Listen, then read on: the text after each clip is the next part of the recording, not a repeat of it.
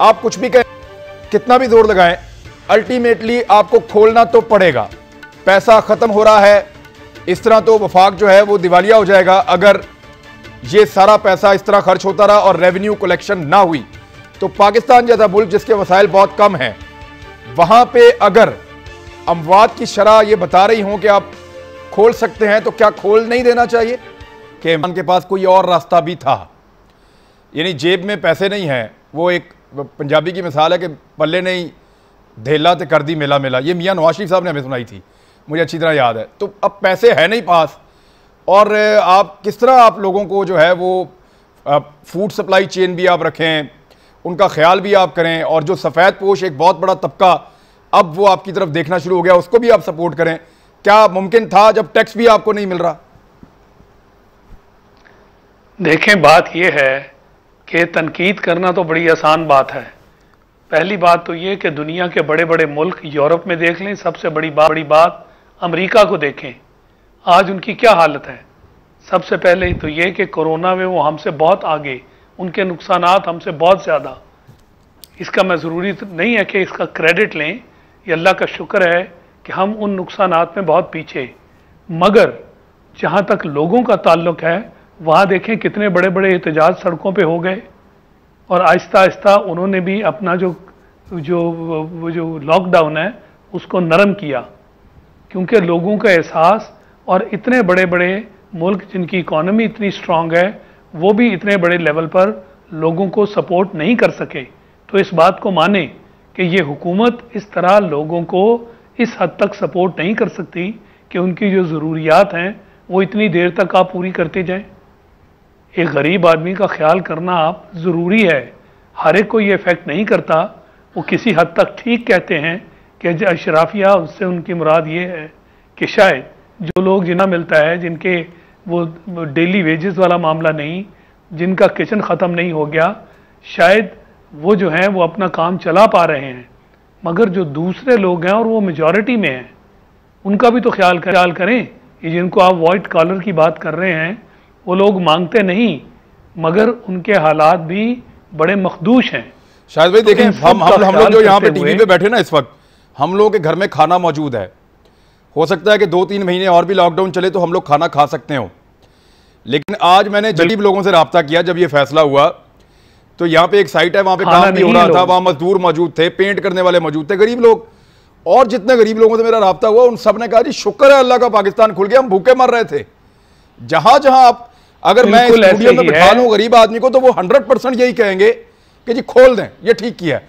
लेकिन हम क्योंकि पैसे वाले हैं, हमारे घर में खाना है, तो हमें उनकी मजबूरी शायद उस तरह नजर नहीं आ रही। यही बात है कि इसको किस जाविये से आप देखते हैं।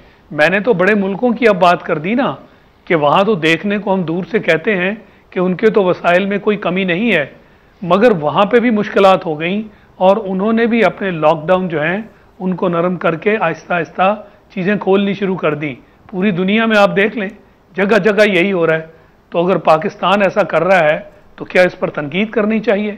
प्राइम मिनिस्टर ने कैसे इसको डायरेक्ट लिया, कैसे उन्होंने, वो पहले दिन से यही बात कर रहे हैं कि जो लोग खासकर आपके डेली वेजेस वाले हैं, उनकी ज़िंदगी, उनके बारे में उनकी सोच जो है वो बिल्कुल बजा है। ठीक है। अब दूसरी बात जो आती है वो ये है कि जो भी पाबंदियां लगाई थी हमारे ऊपर, आहिस्ता आहिस्ता अगर लॉकडाउन को नरम किया, हमने अपना फ़र्ज़ अदा नहीं किया। ये अफसोस की बात है कि हमें एक डिसिप्लिन मुआशरे के तौर पर, हमारी ही जानों की बात है ना, कि जब पूरे मुल्क की बात करें और आसानियाँ पैदा करने के लिए हुकूमत एक काम करे, तो खुदा न खास्ता वो इसलिए फेल हो जाए कि लोग जो हैं वो अपनी जान के खिलाफ काम कर रहे हैं। ये गलत है। इसमें कोई शक नहीं है कि इस बीमारी का इलाज लॉकडाउन है, मगर उस लॉकडाउन को कितनी हद तक रख सकते हैं और कितनी हद तक लोग भी बर्दाश्त कर सकते हैं। गलतियों को छोड़ें, इस वक्त पाकिस्तान की एक एक जान भी हमारे लिए बहुत कीमती है पहले, और ये दुनिया के अंदर आप देखेंगे जो क्राइसिस है सिर्फ पाकिस्तान में नहीं है, मगर पाकिस्तान ने जब ये क्राइसिस चाइना के अंदर आया बहुत अच्छे तरीके से उसको संभाला। ईरान के टाइम पे अगर ईरान उसको डिस्क्लोज कर देता तो हमारे हालात ये नहीं होते। ईरान ने डिस्क्लोज देर से किया, मुझे जरा थोड़ा सा यहाँ पे पहुंच गए, मसला हो गया। मुझे एक नुक्ता और उठाना, अब तमाम इम्तिहानात भी मुलतवी हो गए हैं निहाल हाशमी साहब, और वैक्सीन जो है वो सितंबर से पहले, अब जो चांसेस हैं वो भी ये हैं कि सितंबर में जाके शायद पहली वैक्सीन बनेगी शायद, और वो मार्केट में आते आते फिर कितना टाइम लगेगा आप इस बात को जानते हैं, और वो चंद मिलियन जो पहली बनेगी वो कौन से मुल्क उनको कंज्यूम करेंगे ये भी आप अच्छी तरह जानते हैं, और हमारे जैसे मुल्क में कब पहुंचेगी ये भी आपको आइडिया है। तो क्या ये फैसले आपको अब भी जल्दबाजी लगते हैं? देखिए इमरान, हमारे पास माजी में इस बात की मिसाल मौजूद है।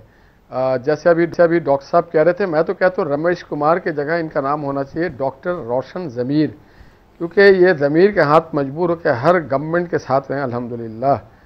तो मैं ये कहना चाहूँगा कि माजी में हमारे पास मिसाल है, जब डेंगू हमारे मुल्क में आया तो शहबाज साहब ने, ये शरीफ साहब ने बीइंग ए चीफ मिनिस्टर ये नहीं कहा कि मैं अकेला करूँगा, उन्होंने एक कंसोलिडेटेड टीम बनाई, पूरे पाकिस्तान के तमाम माहिरीन को, स्टेक होल्डर्स को, अपोजिशन को ऑन बोर्ड लिया।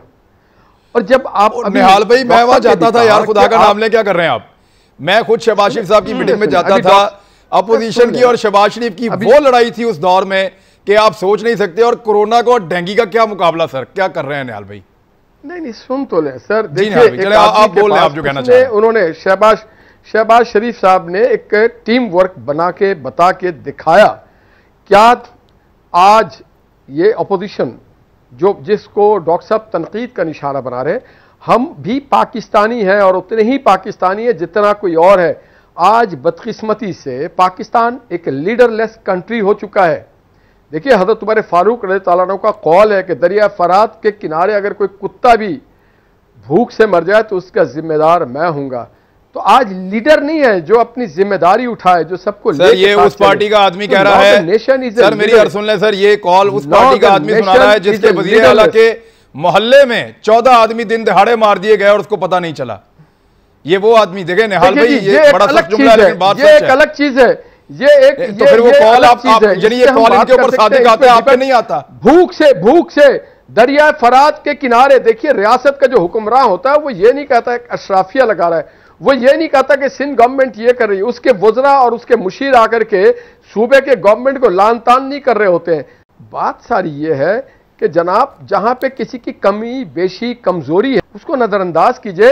यकीनन लोगों को भूख से भी हम नहीं मरने देना चाहते, उसके लिए भी हमें मैकेनिज्म बनाना है और बनाना चाहिए। ये जिम्मेदारी क्या उन गरीब मजदूरों की है? नहीं, ये जिम्मेदारी आपकी, आपको दिया गया था हुकूमत चलाने के लिए, मईशत को बेहतर बनाने के लिए।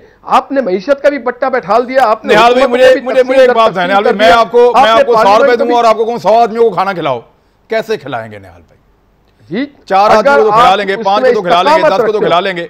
ना, इस्तकामत हो, देखिए इस्तकामत अगर हो तो आप कर सकते हैं। यहां कहां पे लोगों को मिला, मुझे तो नहीं समझ में आया। जो इन्होंने बेनजीर इनकम सपोर्ट के पैसे 4 महीने के रोके हुए थे वो डिस्चार्ज कर रहे हैं। आप सिर्फ दूसरों के तख्तियों पे, दूसरों के प्रोग्रामों पे और फोटो लगा करके टाइगर फोर्स के यूनिफॉर्म बना करके तो कोरोना से आप नहीं लड़ सकते। उसके लिए आपको पूरे मुल्क को ऑन बोर्ड लेना है। जो डॉक्टर ताहिर शमसी देव फर्स्ट से चिल्ला रहे थे कि जनाब आप प्लाज्मा लेकर के इसका इलाज करें, ये डॉक्टर्स को आपने ऑन बोर्ड नहीं लिया। सुप्रीम कोर्ट ने क्वेश्चन किया है, सुप्रीम कोर्ट इस पे क्वेश्चन करी और पहला जो चीफ जस्टिस मौजूद है जनाब जस्टिस गुलजार साहब ने जो पहला शो मोटो लिया वो कोरोना के हवाले से लिया है। ठीक है, तो बात देखने वाली है कि बुनियादी चीज क्या है। आप पार्लियामेंट में बैठे एक चीज को निकाले, आप स्टेक होल्डर्स को लेके चले। ये किसी पार्लियामेंट में सर सेशन, पार्लियामेंट का सेशन होने वाला है और उसमें ये तय हुआ है कि पार्लियामेंट के इस सेशन के अंदर ना तो कोरम की निशानदेही की जाएगी और डिस्कशन सारी की सारी जो है वो कोरोना तक महदूद की जाएगी और कोरोना के ऊपर ही बात की जाएगी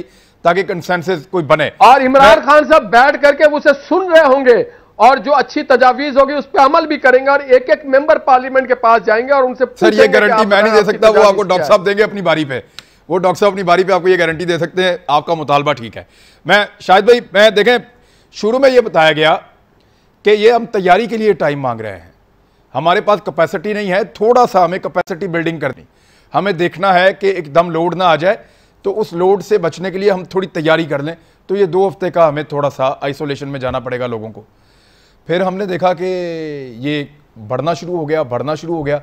अब तो अगर इसको हम ऐसे ख़त्म ना करें तो ये तो कभी खत्म नहीं होगा जब तक दवाई नहीं बन जाएगी या वैक्सीन नहीं आ जाएगी, और वो पता नहीं कब आएगी। देखें, इस वक्त हमारा दारोमदार वैक्सीन पे नहीं है, और ये वैक्सीन का नाम नहीं लिया जा रहा कि वैक्सीन आएगी और हम ठीक हो जाएंगे। इस वक्त सारा दारोमदार आपका एहतियात पर है, और पूरी दुनिया में ये नारा है, ये सोशल डिस्टेंसिंग की जो बात की गई, ये पूरी दुनिया का नारा क्या नहीं है? ये ग्लोबल एक स्लोगन बन गया कि अपनी एहतियात करो, और सारी हुकूमतों ने ये मोहतात लोगों को रहने के लिए कहा और लोगों ने इसको फॉलो भी किया, मगर उसके बावजूद देखें केसेस कितने ज़्यादा हुए। इस बात को माने कि ये कोरोना एक ऐसी डिजीज़ है, एक ऐसी वबा है जिसके साथ हमारा पाला पड़ा है, और ये हम भी इसके दौरान ही सारी दुनिया सीख रही है कि किस तरह एक्सपोनेंशियल तरीके से ये बढ़ी है, और सब कह रहे हैं। तो मकसद ये है कि इसका वैक्सीन के साथ इसलिए ताल्लुक़ नहीं है कि वैक्सीन का ना तो हम इंतज़ार कर सकते हैं और ना उसकी खातर हम खुद को खुली छुट्टी दे सकते हैं। हमें 100% अपना ख्याल करना होगा।